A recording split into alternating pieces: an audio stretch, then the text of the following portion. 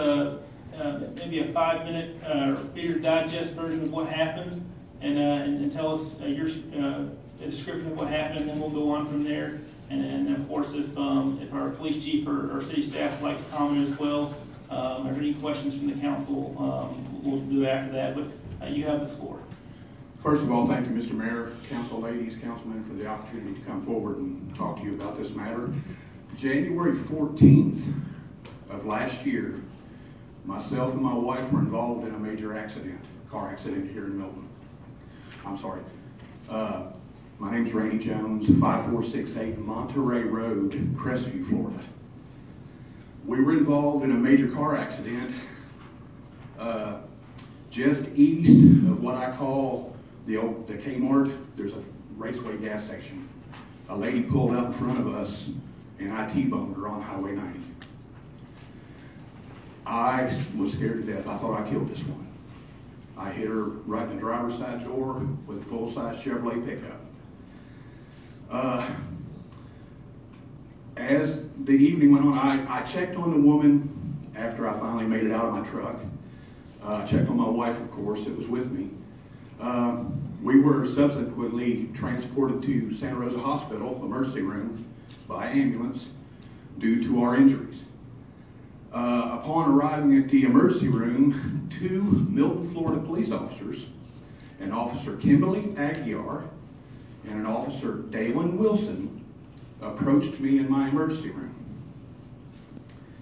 And they informed me that they could not conduct the investigation that night because they had absolutely no information on the woman she left the scene of the accident. My first concern was, oh my God, this woman had a head injury, she wandered off. Well, that wasn't the fact. When I started questioning what happened, Officer Wilson, who was standing in the doorway, came into my room and said, "It's okay, calm down, it's going to be all right. The woman is friends with a high-level police officer."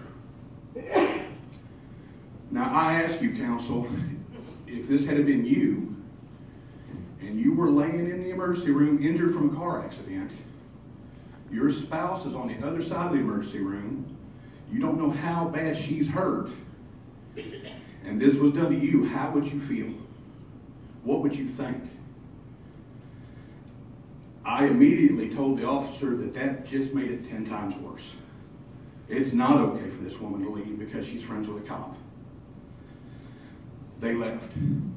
In turn, my son, at the time, who was with us today, had gotten here from Crestview. I told my son, I said, "Son, I don't like how this is going. I'm going to be found at fault somehow. Something's going to go wrong because this lady's friends with a high-level police officer. I'm going to call the Florida Highway Patrol." So I called them from the emergency room. And the Highway Patrol basically said it was a Milton jurisdiction. If Milton called, they would respond, but of course I knew that Milton wasn't going to call on themselves. But maybe 2-3 minutes after making that phone call, Officer Aguiar came back into my room and threatened me with arrest for hampering a police investigation. Her words were, I quote, "You need to understand the consequences of hampering my police investigation." And I was kind of dumbfounded. I asked her again, "Excuse me?" And she repeated the statement. And I said, "Lady, I have given you every bit of information that I have. I have answered every question to the best of my ability. How in the world am I hampering you?" She left. She later returned to my room and told me that she had made contact with the woman's husband.